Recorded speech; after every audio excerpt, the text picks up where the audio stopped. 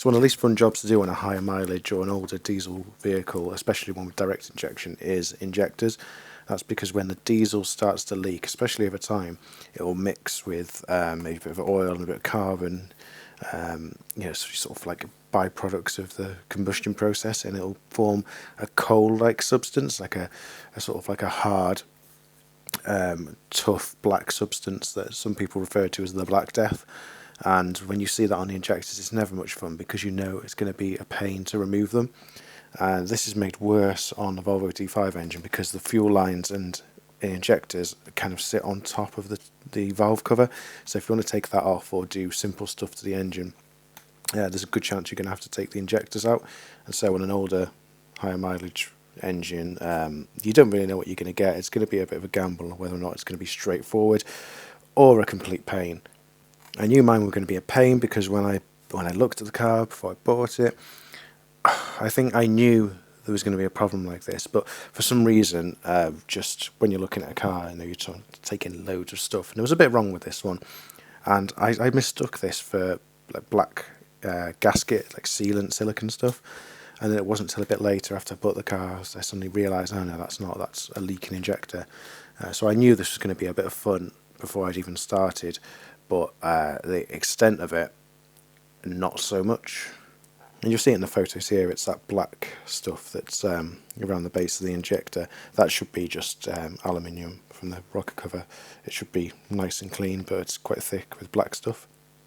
So the most important thing to do before you get anything removed is to get the engine nice and hot. And you want to get towards the point where you've stripped down all the fuel pipes and you can take the injectors out as quickly as possible so the engine doesn't cool down.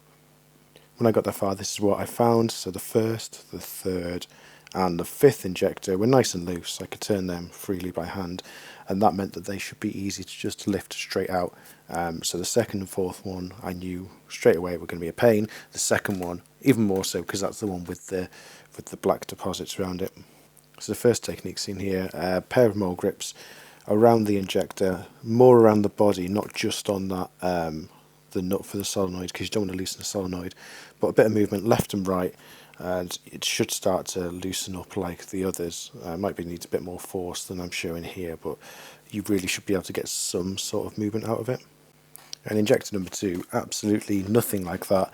And this is the point in the video really. I got towards taking this one out, and I tried everything. By this stage, there was a lot of force involved. I tried using mole grips to move it. I tried sort of getting lots of leverage and all sorts. It was just stuck in there. It wasn't coming out for anybody. And at this stage, I'd realised that injector was completely toast, and I was going to have to replace it. So I could be a bit more forceful. I did try a few different ways to force this to move even the slightest bit, tapping it around to the bar and a hammer, but it just wasn't responding at all. So by this point, unfortunately, the engine cooled down, which was no good, because I knew, especially with it seized this much, that I wasn't going to have much hope of actually getting the injector free unless the engine was nice and warm. So I managed to put all the other injectors back on, but I couldn't put the second one back on because it was too damaged by this point and the solenoid wasn't on. And I managed to get a wheel bolt that was the right pitch and thread to put in the end of the fuel line and get everything started. And despite what people say about the fuel injector pressures and so on, they won't simply squirt out 20,000 psi of pressure out of an unconnected fuel rail. It doesn't work quite like that.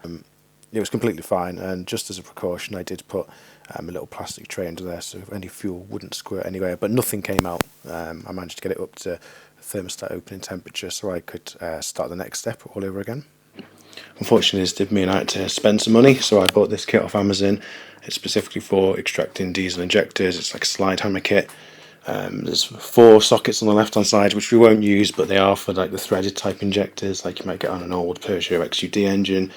There's a little silver bit in the middle which I'll explain in a second, and then going across there's little adapters that attach threaded areas like female threads to the slide hammer, and then an Allen key and another little tool in there.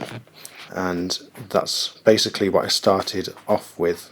The silver bit in the middle there, I did try it first on the outside of the injector body, on the bit where the solenoid clamped on, but it was completely useless. It stripped straight away, just one smack on the on the slide hammer. So what I did instead was, if you see there, there's like an Allen grub screw in the centre of the injector body. Removing that using the tool that was actually in the kit meant that I could reveal the threaded area, which one of the adapters in the kit would then thread into quite firmly, and that would then attach onto the slide hammer itself. So the idea at this stage being that you're going to be hitting upwards on quite a lot of force, so you want the thread to not be the weakest part of it all. And it had gone in there quite nice and tight, and it left me with this setup, so lots of space between the top of the engine and the bonnet for me to be able to stand the whole thing upright and get a good swing upwards with that weight. And so doing my best to video this, essentially it's a case of holding one end of the slide hammer and then the other to smack the weight as hard as I can upwards. This was not a short process. It took about 30 to 40 minutes, I'd say.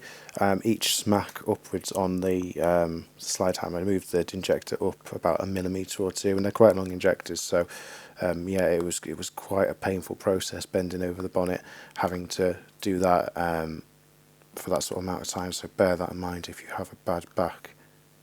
So this is what the injector looked like when it came out. As you can see across the whole kind of body of it, there's thick carbon, and that's what I was battling against really. The heat obviously helped, and I wouldn't have been able to do it without the slide hammer tool. But in the end, yeah, it was just perseverance really. And once I got all the injectors out, I made sure I just put some blue roll in there to stop anything getting inside. So my next steps from here were to finish off what I was actually doing, which I'll hopefully put up in a different video. But I thought this was useful to show you the steps that I went through to try and remove the injectors, because I know this is, certainly from Google, this is a really common occurrence, and one which, you know, I wouldn't want somebody to give up on the car just because of this, because it can be done, get the right tools, and it can be done on the driveway quite easily. If you've got any questions about this process, just let me know in the comments. Subscribe if you want to see exactly why I was doing this. Otherwise, thanks for watching. Hope this helps.